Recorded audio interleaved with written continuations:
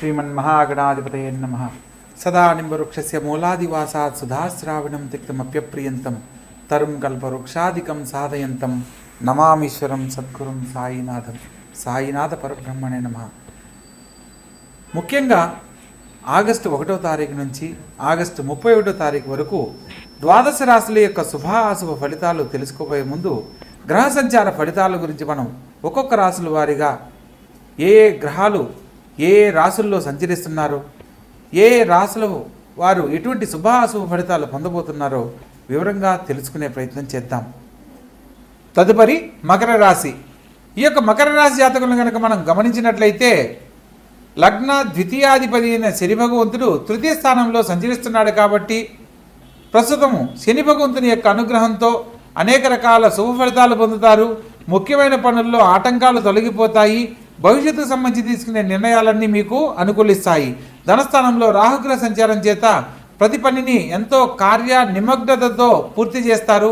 అనుకున్న పనులు సకాలంలో పూర్తి చేయగలిగిన సామర్థ్యం ఏర్పడుతుంది. ప్రతి ఒక్కరూ మీ యొక్క శ్రమను గుర్తించడానికి ఇది అత్యద్భుతమైన కాలంగా చెప్పడం జరుగుతుంది. ఉద్యోగ జీవితంలో స్థానచలన బదిలీలు కోరుకునే వాళ్ళకి కొంత ఆటంకాలు ఏర్పడతాయి కాబట్టి చేస్తున్న ఉద్యోగంలోనే స్థిరంగా కొంతకాలం కొనసాగించడం తప్పనిసరి అన్న సత్యాన్ని తెలుసుకోవాలి.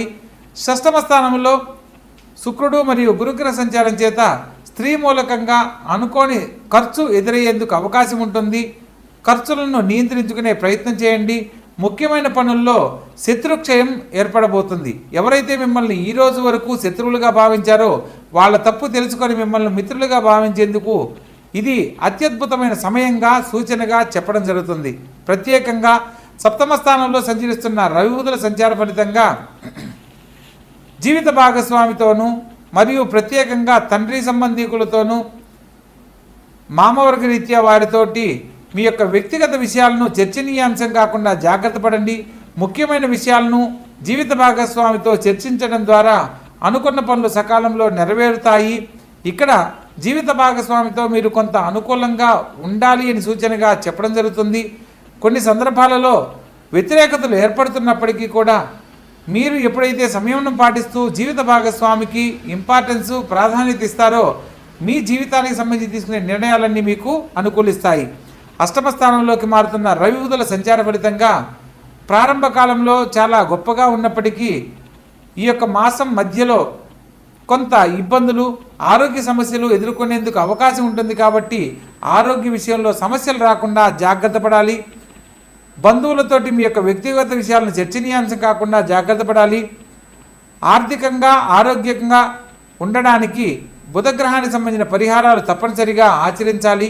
ఉదర సంబంధమైన సమస్యలు ఎదుర్కొనేందుకు అవకాశం ఉంది కాబట్టి మనం తీసుకునే ఆహారం విషయంలో ఒకటి జాగ్రత్తలు పాటించాలి.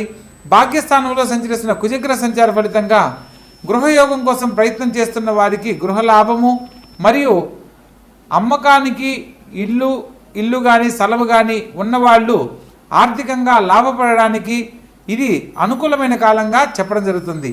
మొత్తం మీద ఈ రాశి వారికి రాహుకేతుల పెద్ద గ్రహ సంచారం అంతా జరుగుతుంది కాబట్టి ప్రతి పనిలో కూడా సర్పసూక్త పారాయణ కానీ సుదర్శన మహామంత్రాన్ని ప్రతినిత్యము పఠిస్తూ ఓం రాహవే నమః అని రాహుగ్రహ మంత్రాన్ని 18 సార్లు, ఓం కేతవే నమః అనే మంత్రాన్ని 7 సార్లు ప్రతినిత్యం కనుక పఠిస్తూ ఉన్నట్లయితే ఎదుర్కొనబోతున్న అనేక రకాల సమస్యలు తొలగిపోయి వంశపారంపర్య దోషాలు తొలగిపోయి అత్యద్భుతమైన జీవితంలో స్థిరపడడానికి అవకాశం ఏర్పడుతుంది. కాబట్టి తెలుసుకున్న విధానాన్ని చక్కగా ఆచరించండి. ఆనందకరమైన జీవితంలో స్థిరపడండి. తదుపరి కన్యారాశి. ఈ యొక్క కన్యారాశి జాతకులను కనుక మనం గమనించినట్లయితే లగ్న రాజ్యాధిపతి అయిన బుధుడు లాభస్థానంలో వ్యయాధిపతితో కలిసి సంచరించడం బుధాదిత్య యోగ ఫలితాన్ని ఇస్తుంది. ప్రత్యేకంగా ప్రారంభ కాలంలో మీరు ఖచ్చితంగా మాట్లాడే మీ యొక్క వ్యవహార శైలిని మార్చుకోవడం తప్పనిసరి. ఖచ్చితంగా తీసుకునే నిర్ణయాల వల్ల కొన్ని ఇబ్బందులు ఎదురవుతాయన్న సత్యాన్ని కూడా గమనించవచ్చు.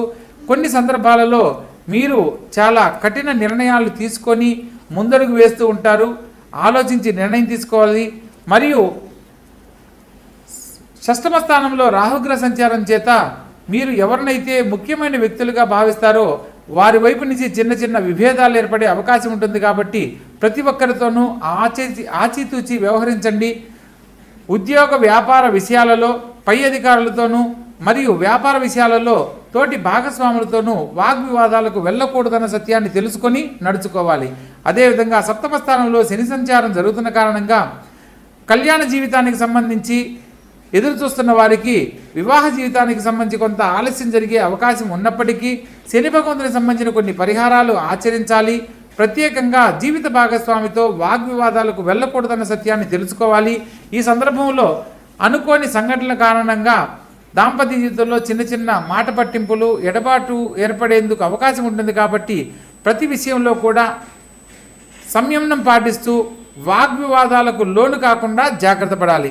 అదేవిధంగా రాజ్యస్థానంలో చతుర్థ సప్తమాధిపతి అయిన గురుగ్రహ సంచారం చేత వృత్తి ఉద్యోగ వ్యాపారాలలో విశేషమైన లాభాలు పొందుతారు. ఉన్నతమైన పదవీ యోగ్యత లభిస్తుంది. గొప్ప జీవితాన్ని అందుకునేందుకు ఇది అత్యుత్తమమైన కాలంగా చెప్పడం జరుగుతుంది. లాభస్థానంలో రవి బుధుల సంచారం జరుగుతున్న కారణంగా బుధాదిత్య యోగము, రాజకీయ రంగంలో ఉన్న వారికి పదవీ యోగ్యత పలుకుబడి ఏకకాలంలో లభించేందుకు ఇది అత్యద్భుతమైన కాలంగా చెప్పడం జరుగుతుంది. లాభస్థానంలో శుక్రగ్రహ సంచారం కూడా జరుగుతుంది. కాబట్టి ఆర్థికంగా సంతోషకరమైన జీవితాన్ని పొందడమే కాకుండా కుటుంబ సభ్యులతో విందు వినోద కార్యక్రమాల్లో పాల్గొనడము, నూతన కార్యక్రమాలను చేపట్టడం లాంటి అంశాలు ఎన్నో జరుగుతాయి. అదేవిధంగా ద్వితీయ భాగ్యాధిపతి అయిన శుక్రుడు లాభస్థానంలో సంచరిస్తున్న క్రమంలో మీరు కోరుకున్న గొప్ప జీవితాన్ని ఈ సమయంలో పొందడానికి ఒక చక్కని అవకాశం లభిస్తుంది. తప్పకుండా ఆ సమయం కోసం వేచి ఉండి ఆ అద్భుతమైన జీవితాన్ని పొందాలని తెలియజేస్తున్నాను. ప్రత్యేకంగా వ్యయ స్థానంలోకి మారుతున్న రవిబుధులు మరియు కేతుగ్రహ సంచార ఫలితంగా ఆరోగ్య విషయంలో ఒకటి జాగ్రత్తలు పాటించాలి. తండ్రి గారి ఆరోగ్యం పట్ల శ్రద్ధ వహించండి. తండ్రి గారితో ఎటువంటి వాగ్వివాదాలు చేయకూడదు. వృత్తి ఉద్యోగ వ్యాపారాలలో నూతన ఆలోచనలన్నీ ప్రస్తుతం మానుకోవడం ఎంతో తప్పనిసరి అన్న సత్యాన్ని తెలుసుకొని నడుచుకోవాలి. నూతనంగా వ్యాపార సంబంధమైన విషయాలలో పెట్టుబడులు కానీ ఇన్వెస్ట్మెంట్లు కానీ ఈ సమయంలో అస్సలు చేయకూడదన్న సత్యాన్ని తెలుసుకోవాలి. మొత్తం మీద ఈ రాశి వారికి అనుకూలమైన కాలంతో పాటు కొంత ఇబ్బందికరమైన పరిస్థితులు కూడా ఎదుర్కొనేందుకు అవకాశం ఉంది. కాబట్టి ప్రతిరోజు వ్యయ స్థానంలో సంచరిస్తున్న కేతుగ్రహానికి ప్రతిథి దేవతగా గణపతిని ఆరాధించాలి. మంగళవారం నాడు గణపతికి 7 ఎర్రని పుష్పాలు సమర్పించి ఓం గం గణపతియే నమః అనే మంత్రాన్ని ప్రతినిత్యము 21 సార్లు పఠిస్తూ ఉన్నట్లయితే ఈ మాసంలో ఎదుర్కొనబోతున్న అనేక రకాల సమస్యలన్నీ తొలగిపోతాయి. సాక్షాత్తు ఆ గణపతి యొక్క ఆశీస్సులతో ఉన్నతమైన జీవితాన్ని పొందడానికి చక్కని అవకాశము లభిస్తుంది.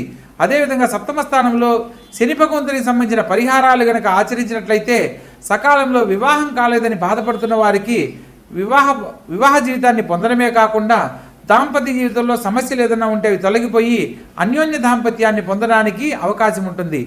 ప్రత్యేకంగా విష్ణు సహస్రనామ పారాయణ కూడా ఈ సమయం ఆచరించడం ఎంతో తప్పనిసరి అన్న సత్యాన్ని తెలుసుకోవాలి. చక్కగా ఆచరించండి. ఆనందకరమైన జీవితంలో జీవించండి.